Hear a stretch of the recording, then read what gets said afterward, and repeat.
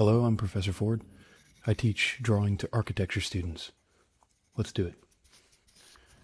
So I went for a stroll through Urbino on Google Earth, and I found this nice little view. A lot of great texture, vegetation silhouetting the forms nicely, these deep, dark arches, the dramatic shadow striking off the high eave.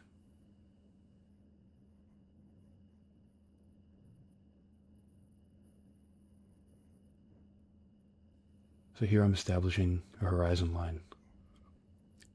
At the very beginning of a sketch like this, I tend to think about two things. One is, where's the horizon line? And the other is, what are the extents of my view on the paper? Remember, your horizon is always at your eye level, so positioning it low on the page like this really helps those tall forms feel like they're soaring overhead.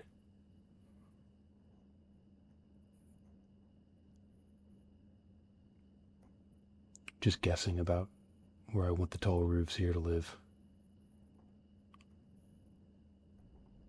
You can see we've guessed as well at a vanishing point for all those roughly parallel lines that are tracing away down the street.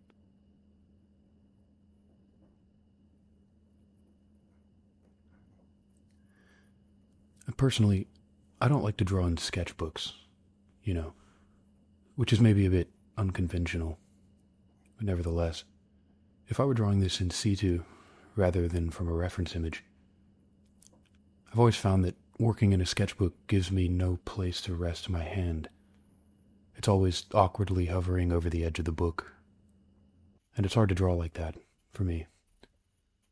Another reason I like to draw on loose leaf paper is that I frequently rotate the page to get at areas without dragging my hand through the drawing. So drawing in the field, I laminated a few sheets of 2 or 3 ply chipboard to use as a drawing surface, and I sized that just in order to fit in the bag that I carry. So the drawing board stows away nicely, and if I want to sit down and draw in situ, I can pull it out, work on loose leaf pages, and have a nice sizable surface. Also, you don't have to tear drawings out of your sketchbook later if you need to do something with the original. So that's what I like to recommend to students.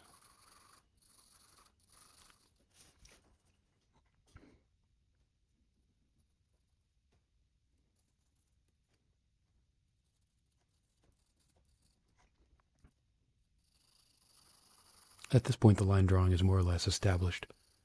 I'm working with a hard lead for this, 2H maybe.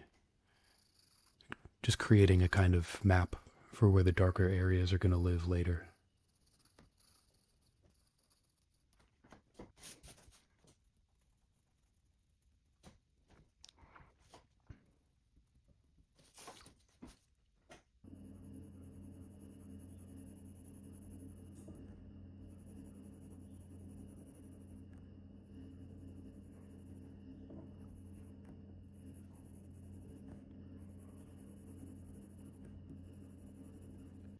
Now we'll get a softer lead and just start rendering. Little shadows gather under the barrel tiles. Light struggles to get up beneath these areas.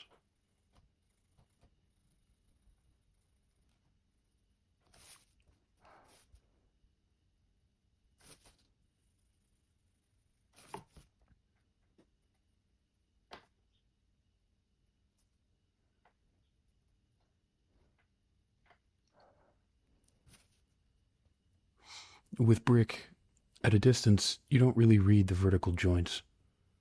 All we really perceive are the horizontals.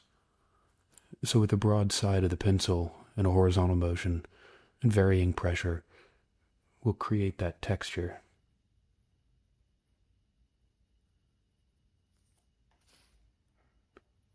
A bit of a nervous shake in your hand here can be helpful.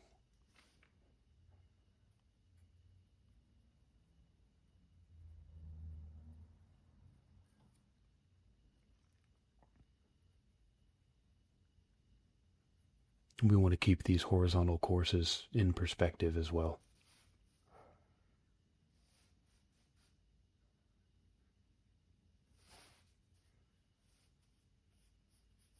And so you can see here, I'm giving myself some guidelines for how the brick coursing is going to subtly fan upward in perspective the higher we get.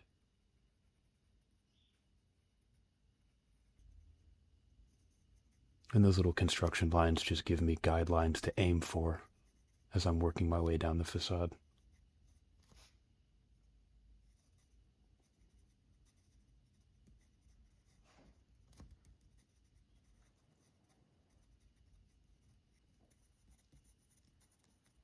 And going over top like this in a crosswise direction can help calm down the contrast of the initial texturing and helps it feel like a weathered surface. Maybe water has run off of this and left some streaking. Maybe the bricks are darker in certain areas and lighter in others. And many things in your drawing can be rendered completely with just one single confident stroke like this. A brick, a stone, a pane of glass, a distant window.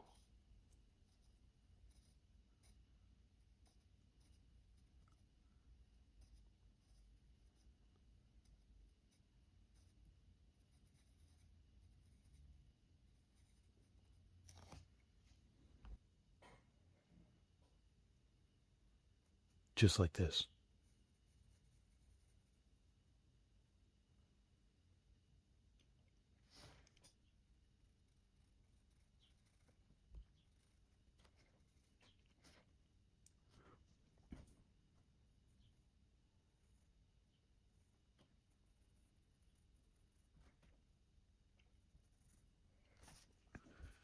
Let's roughly follow these same lines in perspective to make sure that our masonry courses feel correct.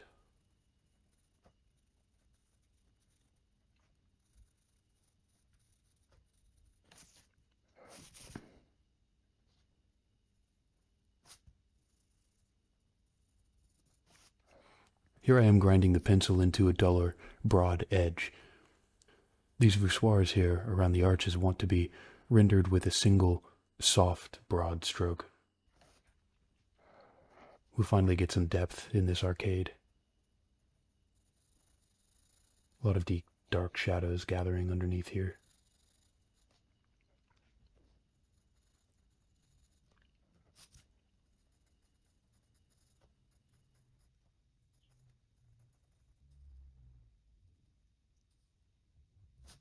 These distant structures are really just suggested. They're not the focus of the drawing, so let's not spend too much effort drawing them.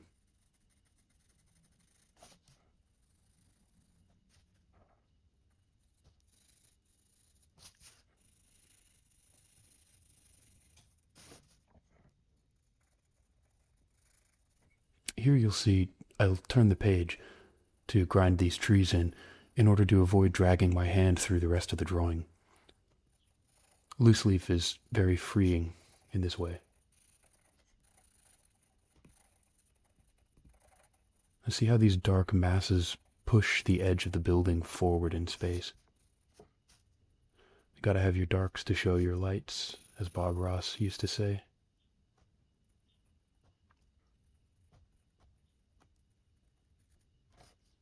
With a very broad edge and flat horizontal strokes, we'll begin to establish the tone of this flagstone street. You can see perhaps why this technique of sketching, broadside, used to be called pencil painting in the old days. See how fast and loose that is? The coffee's not even cold yet.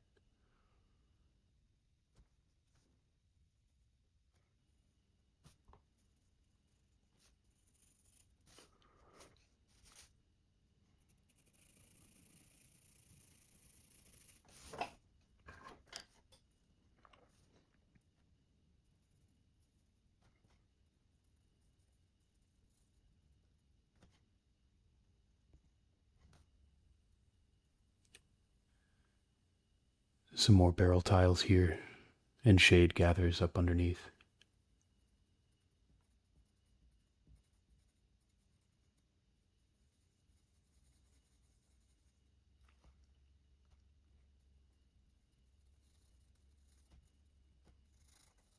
This palm tree is gonna push the edge of that building forward just like the trees in the background do to the building on the left. For a long time I lived in the desert, in Arizona, drawing the sorts of plants that grow in that environment, like palms and ocotillo, Joshua trees, saguaro, agave. Always feels kind of like going home.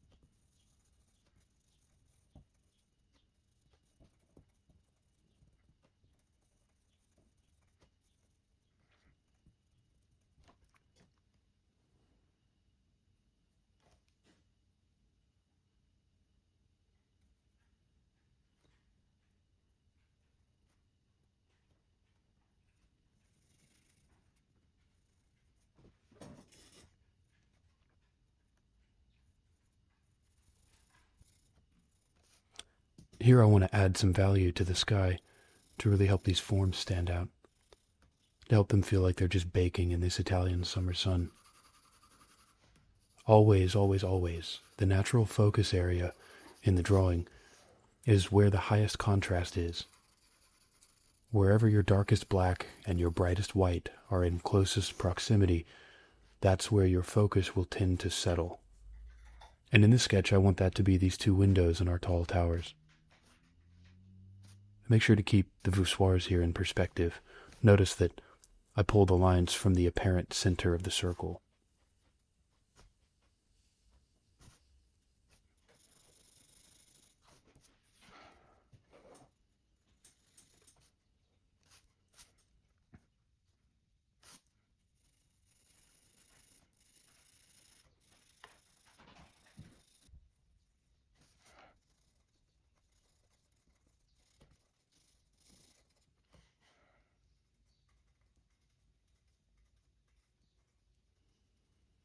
We'll suggest some rafter tails up here, maybe, with some horizontal strokes. That feels nice. Clean up these edges. Sharpen things up a bit. Now, I'm starting to look holistically at the drawing. I'm asking myself, are there compositional lines that are pointing at the focal areas? That eave on the top right is pointing into the drawing like an arrow. The gutter in the middle of the street also pointing deeper into the drawing. The terraces on the right are also leading us toward the main towers. Can we accentuate these lines a bit? Can we push the values?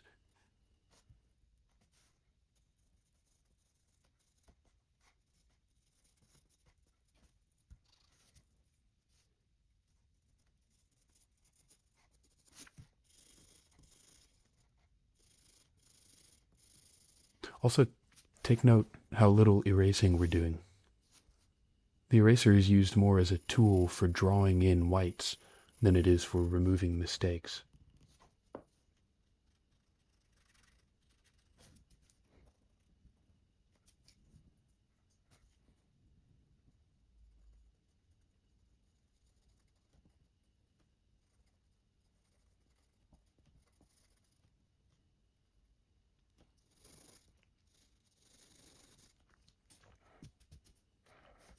We'll add some finishing touches to the overall values. Smooth out some shadows, push things into the distance, straighten wobbly edges. Step back at this stage and look at the sketch from a few feet away. What's getting lost? Increase the contrast.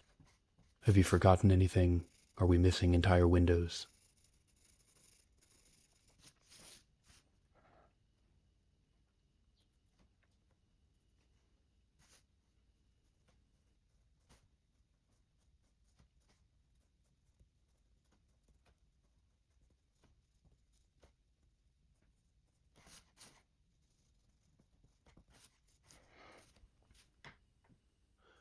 A sense of this building's eave on the left side street corner helps contain and balance the drawing. And we'll create that simply by adding more value up to the sky.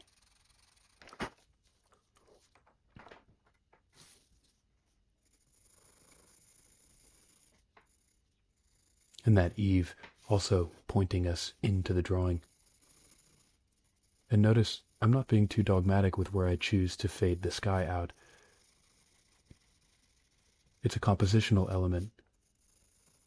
That line of the sky as it fades into the white of the paper is diving down into the drawing. All of these things help make it feel comfortable to look at. I think that's a finished sketch. All in all, took about 40 minutes. Anyway, thanks for hanging out. See you next time.